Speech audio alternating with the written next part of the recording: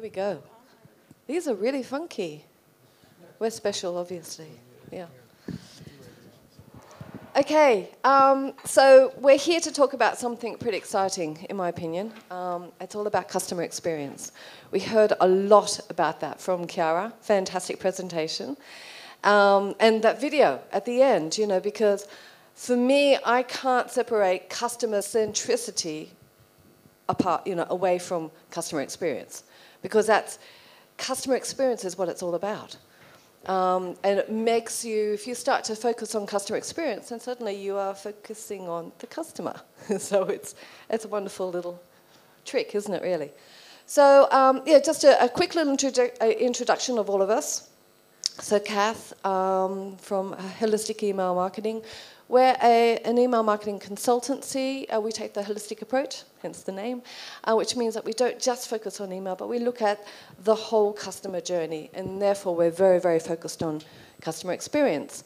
What I've asked everyone to do is also just sort of add on to their little introduction, their interpretation, like how customer experience means to them, or what it means to them. So for me, it really is... It's a big, big topic, you know. It's almost undefinable in so many ways, but also it can be brought down to the very specifics of just that customer journey. Have we removed all the barriers? Are we giving them the ability to achieve their objective, right? They're on your website. They've opened up your email. There's some reason why they're doing that. So they have an objective. Have we helped them? Have we enabled them? Have we allowed them to actually achieve their objective?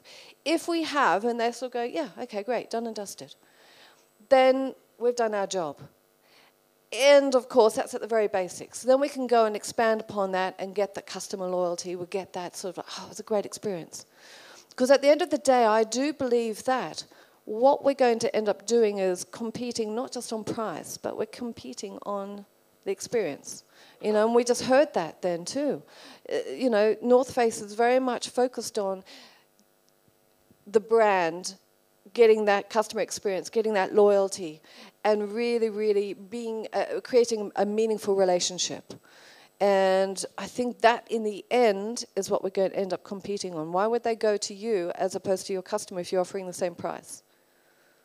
Because you offer a better customer experience. So that's my little take on it. Over to you. Good morning.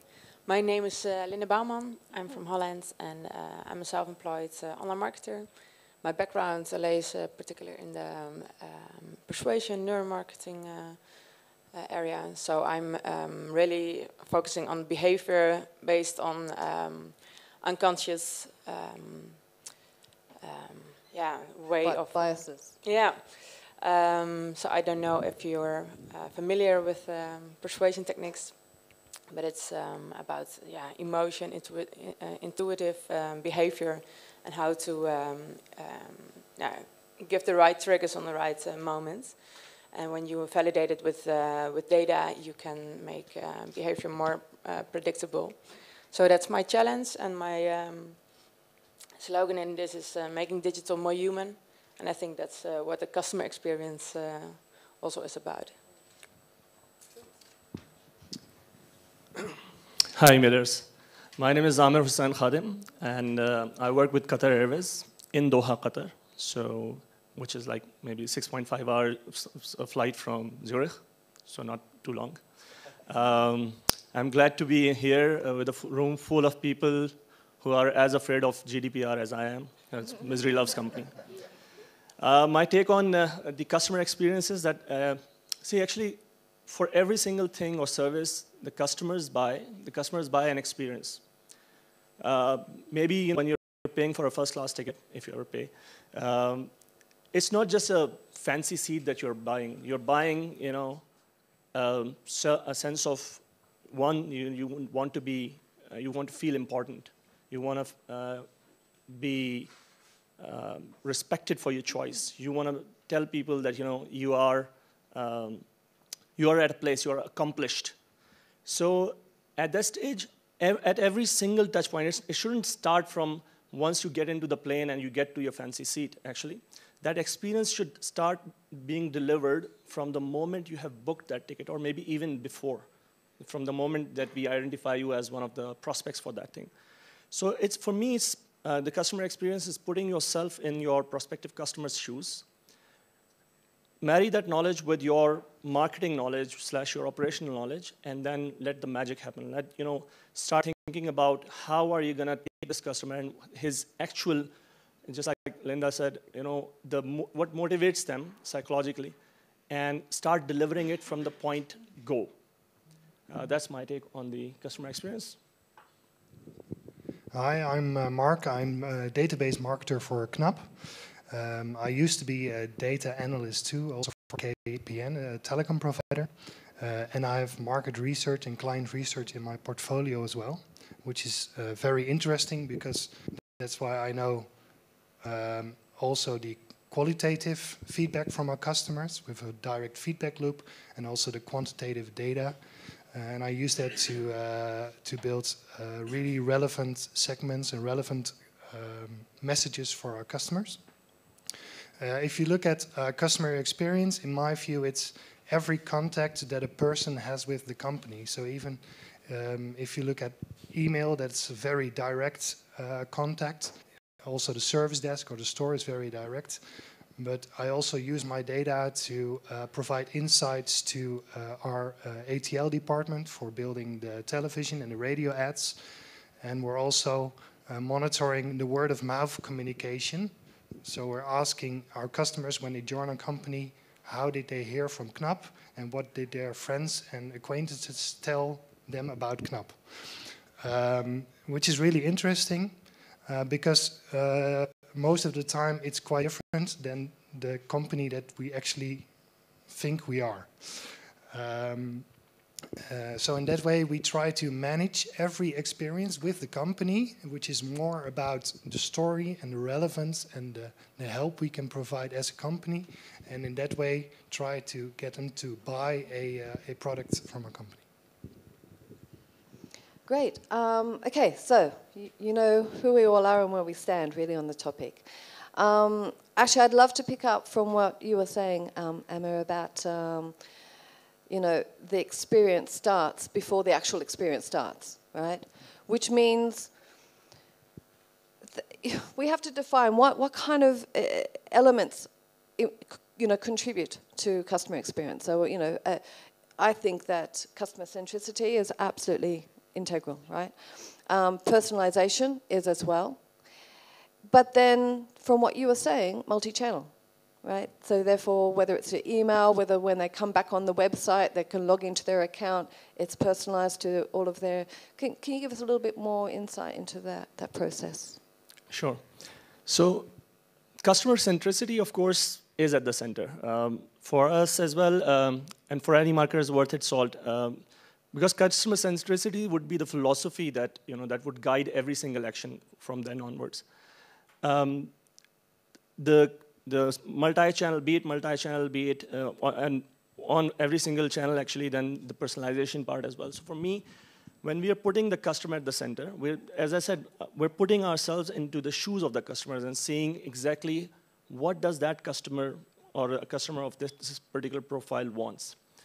Every single customer does want one-to-one personalization. That's like the name of the game these days.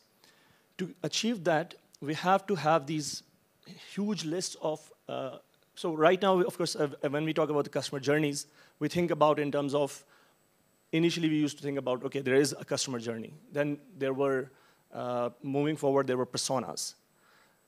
Moving forward, there would be one-to-one personalization. So the journey has to be one-to-one as well. Not all first-class customers are created equal. Not all economy-class customers are created equal. So for us, the holy grail for us is to achieve that one-to-one personalization. We have to step back and go one-to-one customer journeys. Have to step back further and see how are we focused on every single customer and identifying their needs and wants on every single channel. Because the customers, they don't see themselves as, you know, fragmented, like I'm a different person on my mobile and a different person on my laptop. I'm the same person. I see myself as an organic whole. So I see companies that I work with as organic wholes as well. I'm not going to let them provide me an unconnected experience. Yeah. So this is where we are trying to lead for our customer experience. Okay. Yeah. Fantastic. Now with Mark, you have had experience in doing all of this with your data, analysis and the multi-channel, and also delving in and understanding different segments and how, whether you should actually be giving, or whether you can actually deliver a one-size-fits-all customer experience, or, as Amir was talking about, do we have to do it by segments or even individual, and how is that done?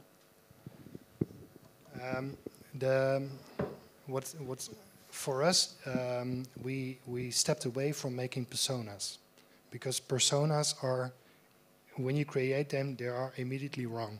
You are putting the customers into these small groups, which fits for only a small percentage. The actual behavior and feelings and emotions of that customer are really different than all the others in that same group. I think our service desk, for example, is a third of the organization, and they have all the opportunities to actually take the time and listen to the customer and actually help the customer. They are not pushed towards finishing the conversation as fast as possible. The same applies for email marketing. We have the profile data of every customer. We know, we think to know what is relevant for that customer, give them an email with certain triggers to persuade that customer for behavior. And based on that behavior, we try to real-time adjust our next communication to that customer. So we lead them to a landing page, they click on certain options, they come to another landing page where the content is different than for someone who had other clicks. And that makes it very personal. Also on every touch point, that is on email, but also on the landing page, on the website, they can immediately open a chat box, or there's a telephone number, they can call us if they need any help. When we are an online bank, so we do not have any stores or offices, but our customers experience us as a very personal bank, and that's a compliment. Great. Now, Linda, so how do you layer in then, using and understanding and testing and finding out what resonates with your audiences, with the cognitive biases? How do you then use that to enhance the customer experience? Yes, yeah. When you know how the brain works and how people make their choices, then you understand that much of our behavior is not based on rational decisions, but based on... Although we like to think it is. Yeah, that's true. You have a set of tools you can use to communicate, and it's very important to find your barriers and the boosters you can use in your journey when you to switch them on to sorry, I'm off the No, that's fine. So cognitive biases, is everyone familiar with what that actual definition is? So cognitive biases is really, it's a shortcut that we have created, that we humans do to help us to make a decision. And so a lot of people, well, some people might sort of say cognitive biases and how we use it, we're manipulating people. And that's as far from the truth as possible. We're actually helping them. We're helping them to make a decision. Yeah? Okay? So I'm really into helpful marketing, and I think this is a really good principle. No, I fully believe it. Yeah, you don't? True. Yeah. You do. Excellent. Good. Yeah, I also notice many people ask me, is that ethical? Can you do it? But that's actually what marketing is. It is psychology. And it's more about facilitating people in their needs, because you mostly even can predict those better based on patterns you see from the bigger segment or the group. So you facilitate them in an offer which they don't even knew that it was something they would like to have. So you give the right nudge, the push in the back on the right moment, actually. But do you think it would be interesting to find out, like, judging by the smiles and of the people, that there is, of course, people who think that there is a fine line between ethical and unethical triggers. Where would you draw that? Where would you say, okay, yes, this is helping out, but then we all know about the subliminal marketing and all those stuff. Yeah. Where would you say this ends, actually? Yeah, the customer takes control. Yeah, I'm very against the dark patterns, so that you are showing things which are not true. For example, 2 rooms left in a hotel, and if they are booked, then you see, oh, there are still 8 left. Yeah. So that's that makes you uncredible as well. So you have to be fair and transparent in this. But I don't think that people fast notice from, hey, how could they know this about me? And because we want personalization, we want a relevant offer. So I think actually people appreciate that you that help them in making the choice. And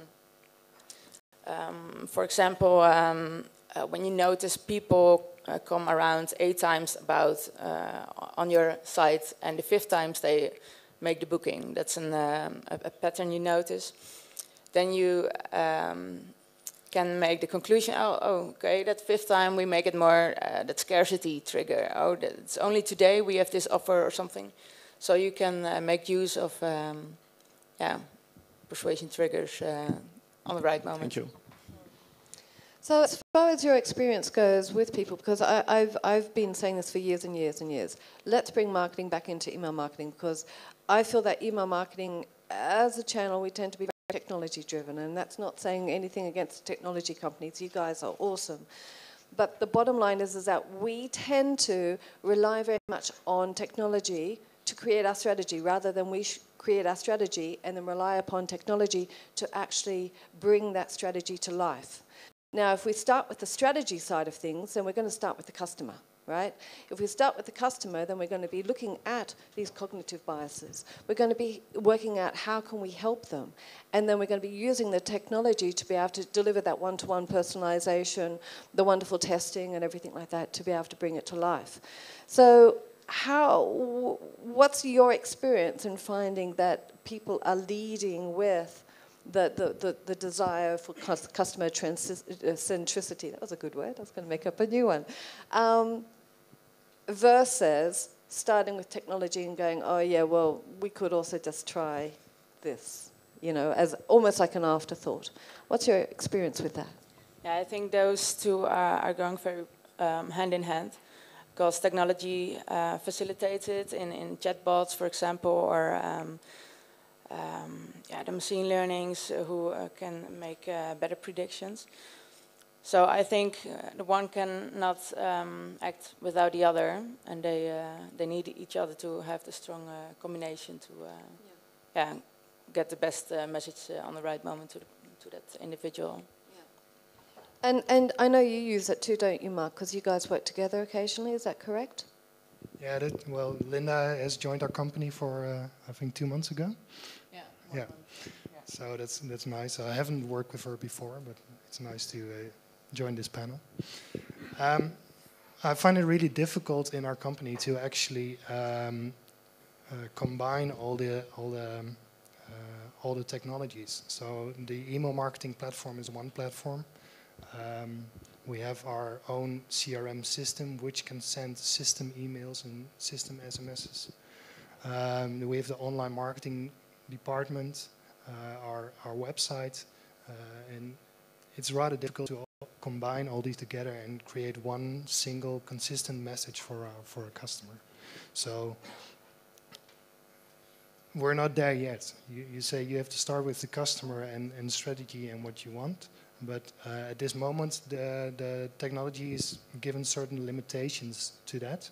So each of our channels now has a different strategy focused on different groups. and it would be nice to bring that together. So that really brings me to another, actually, it's two parts which are kind of connected. The first one is that, what, 3 years ago? Did anyone ever come to an email marketing conference and hear the word customer experience or the phrase customer experience? No. Just in the last couple of years. So what has changed? Is it new? Are customers suddenly wanting an experience? Or has it always been, but we've only just realized? Or have we only just sort of got the technology to be able to enable us to do that? Or, you know, because we do know customers do change, right? And it's a case of, why do they change? Well, they change because brands are giving them all what they want. They get to know what they want. They get to start to expecting it, and so on and so on. So it becomes a bit like a chicken and egg, really. So my question is here then, I mean, we've got new technology all the time. We've got one-to-one personalization. If you're a retail shop, you can be delivering that lovely one, you know, based upon what they've been browsing, what they've been looking at, what they forecast that they might like. What kind of technology do you see coming in the future to be enabling us to? Because you're saying, Mark, we can't quite deliver it yet. What is needed? For us, it's very important to have a real-time touch point with the customer. The mobile phone is something that people carry each day. So sending out small push messages for alerts. For example, when they do a cash withdrawal from a machine, we already send an alert, hey, did you do that cash withdrawal because it's not normal in your pattern? So customers can immediately respond if, for example, their card was stolen or copied or whatever. Those small messages become really important in the interface with our company. But email marketing, I see more as a channel for delivering somewhat larger, formal messages that are really important for your customers to read, and also maybe more for cross-sell and upsell opportunities. So, for example, the Access Pack from Chiara was a really good example in getting those interests better than push messaging. So do you have any thoughts on this about technology, future technology, what's needed now? Indeed. So, but just to step back, so you asked why are we hearing the customer experience a lot more on the email marketing side? Sorry. And I think one interesting thing that has happened it hasn't happened in the last 3 years indeed, but what we have woken up to the fact that the balance of power has in the customer's side. So it used to be the companies driving the conversations. It's the customer who's driving the conversation now. Yeah. And so the brands and the companies are waking up to the fact that they have to deliver customer experience. And email marketing is now being acknowledged. What has changed is that email marketing is now being acknowledged as one of the very key channels in delivering customer experience. This actually is one-to-one, which is you cannot achieve at any other channel as such. So email and social, and that's why we see that kind of rise. And for us, again, it's for our customers, we have a lot of information on them. So we know their ages and pretty much everything that we are supposed to know about them. It's our prospects that we really want to get to know better. And I hinted towards GDPR at the moment, and all of these, and of course, there are legislation being done for us to put a lid on the kind of information we are trying to get on for our customers.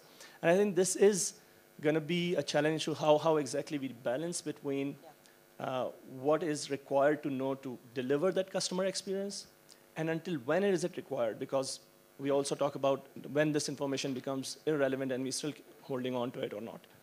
So that side of information is definitely important for us.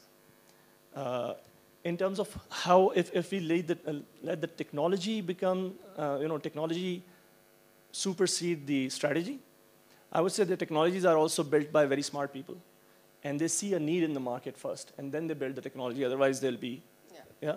So a lot of time, because our horizons are broadened only by the possibilities that come from the technology side. We get to know, oh, this can also be done. Otherwise, we can, of course, make strategies that are not pragmatic at all. So I really look forward to the technology companies. I've talked to a lot of them, and I always am keen to hear, even when I don't understand, because 90% of the time you don't understand what the technology companies are about when you get your first email.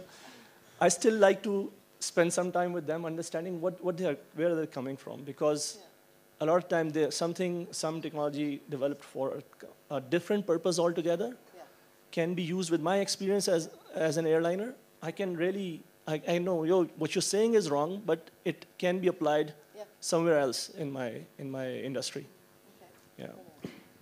So as far as, you were talking about email as being one of the essential elements or tools.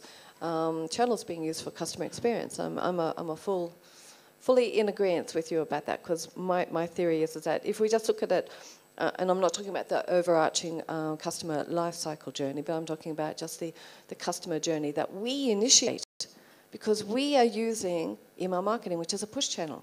So often we start them on the customer journey. We drive them to the website. We drive them to go browsing and looking and all the rest of it. So therefore, we actually kickstart that customer experience. So it's really, really important.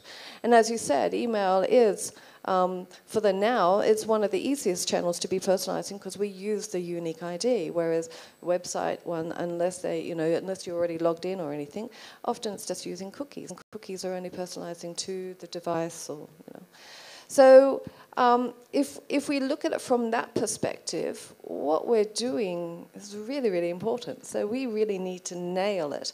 Should we actually be setting the scene then, as far as the customer experience goes? Should we? How do we liaise then with the website team, with the PPC team, to make sure that that entire customer journey is actually beautiful? Right? It's a lovely experience. It hasn't got any barriers to conversion. It hasn't got any disconnects or anything like that, which often is the case.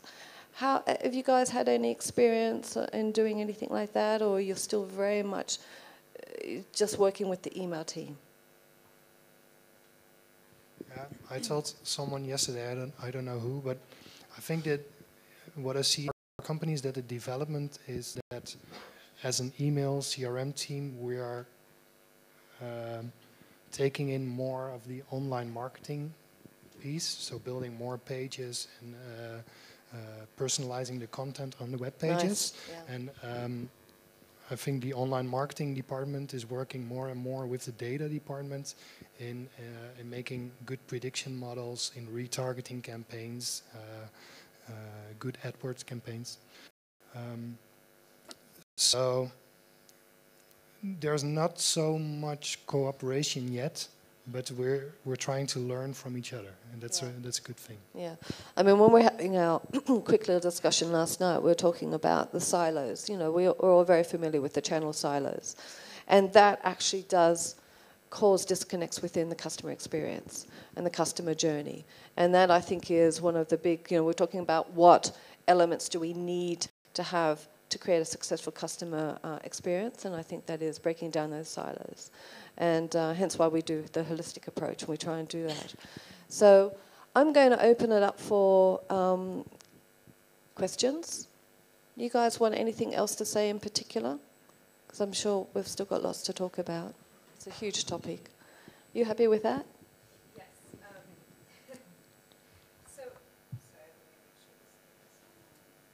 Okay, I'm on. So you guys talked a lot about, or you were just talking about working with people within your teams in different departments, website, search, whatnot. How do you deal with attribution when you're talking about customer experience? Because how do you even measure what that is? Yeah, I noticed that attribution is more about the paid channels like SIA, display, and so on. I'm more on the online marketing side, and you see email is very standing on its own still. But it's, I think we have to really combine those both much more to make it more a powerful and relevant experience? In my experience, I'll be quick. You've got a lot more to say about it. Attribution is still, email is not given the correct attribution. And there is no real model unless it's a very, very involved model where we go and give percentages, okay, they've received an email and they open it regularly and all the rest of it, and we're going to give them percentage accordingly. One of the interesting things I would also like to point out, which I don't know if anyone has ever observed, right? So one of the reasons why we've got 100% email, they devote themselves only to email, is because most agencies out there do not do email marketing. Has anyone ever noted that? They do everything but email marketing. Now, what's going to happen is that because the company, the brand, has got an agency that they work with, that agency, and who they trust, that agency never ever speaks about email marketing because they don't know anything about it, right? So when they're doing all the attribution of everything, email doesn't even have a little place in it. And so that by its innate nature means that email is going to be devalued.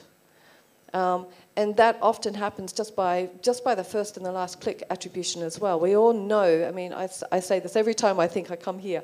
I call upon the DMA Email Marketing Council in the UK. What they do is every year they go and do a customer. So it's actually a survey of the consumers.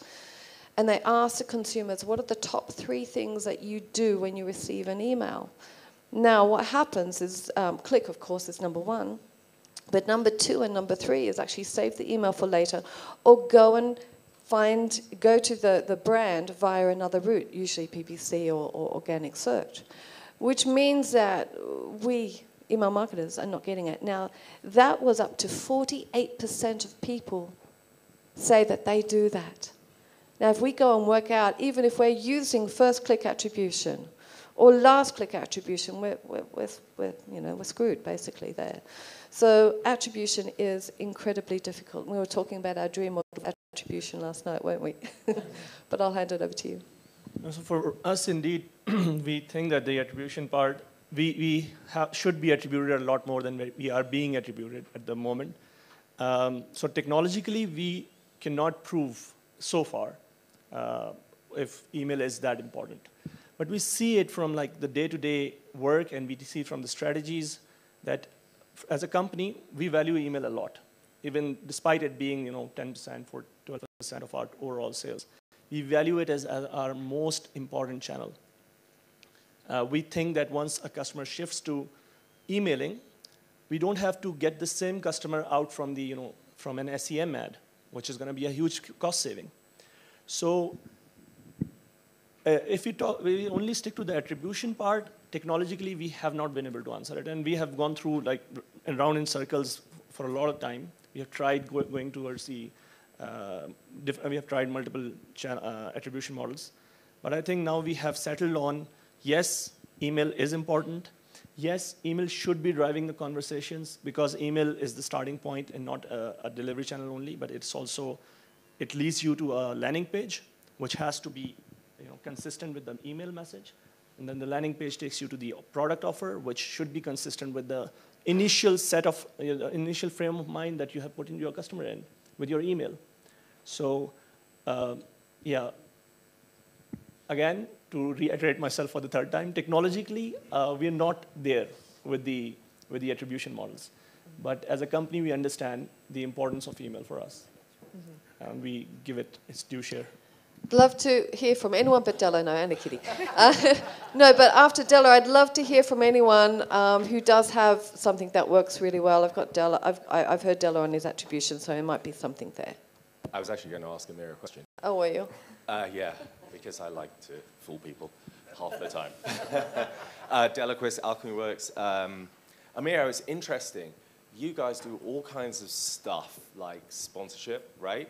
Naming stadiums, shirts. How do you count? How do you attribute that? And why don't you use those techniques on email? Okay. I would pass on that question here, and I will talk to you in person on that. Yeah. No, really, I have to pass on that question. Okay, no, the reason I'm saying that is that we do have measurement techniques, and I think the challenge with email, and that's what I'm going to push back to the audience, is that if you think of email as the bottom of the funnel conversion channel, then you will only use attribution methods that are bottom of the funnel conversion. And if you think of it as a top of the funnel broadcast or media channel, then you would begin to use that. Email is actually very powerful at the top and the bottom of the funnel. Most of our technology, which is why I was thinking, I think this is a technological issue, because otherwise how you measure sponsorship, right?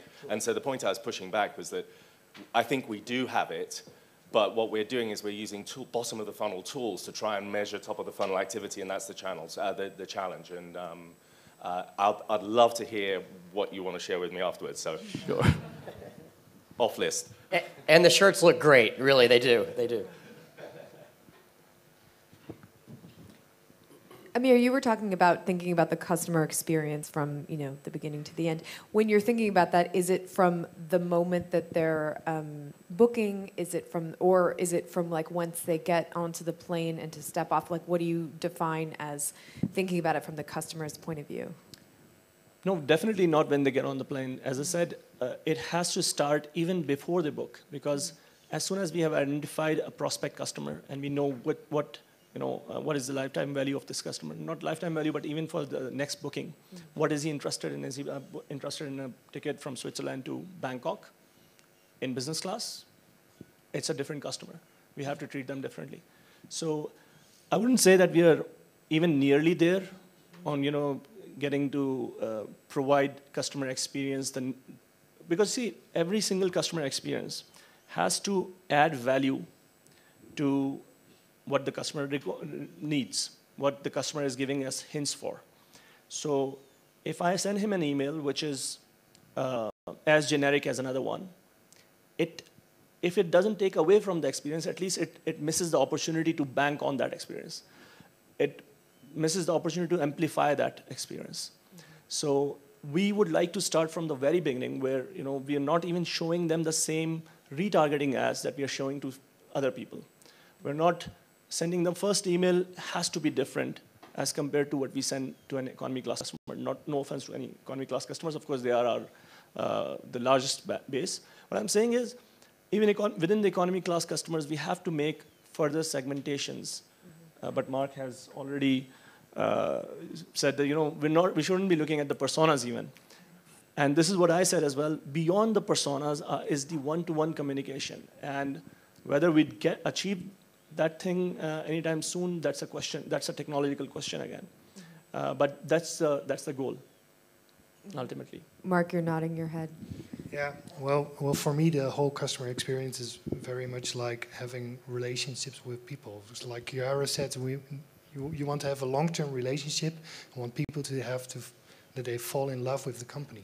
So the first impression is very important. They have to start to like your company in the first impression. That could be a television ad, that could be the search result in Google, that could be a banner that pops up in their Facebook account.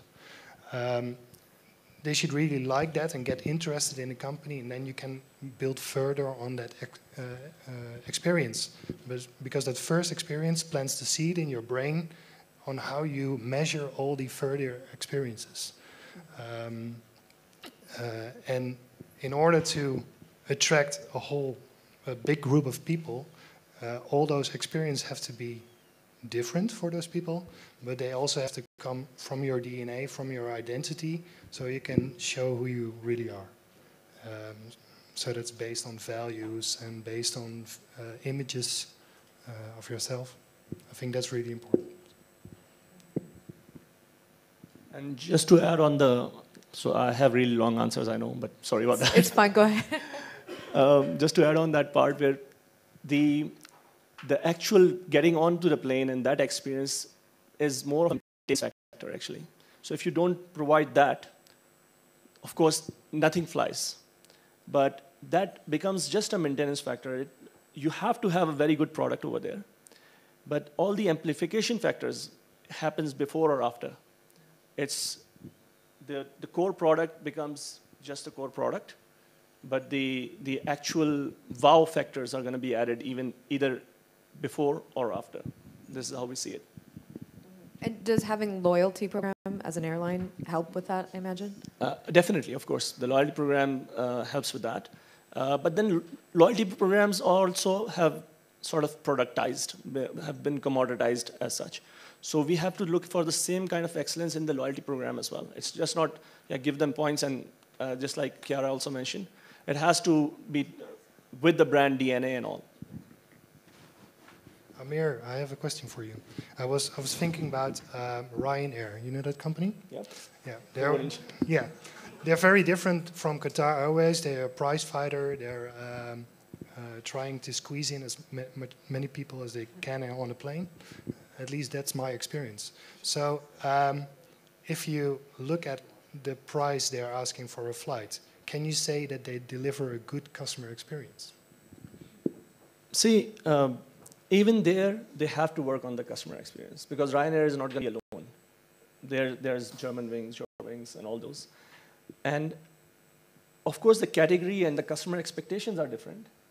But then still, there are points of customer experience where customer is expecting a certain value out of it. That value is, of course, far lesser than what you'd expect from a 5-star airline. But they still have to deliver. I haven't personally traveled on Ryanair, fortunately or unfortunately, I don't know. You guys would know. But I'm pretty sure that even at the when we talk about low-cost carriers, we talk about other products that are at the very, the basic products, you still have to deliver that customer experience or you will be out of the business. So. Okay, thank you. Please give a round of applause to our panelists. Thank you very much.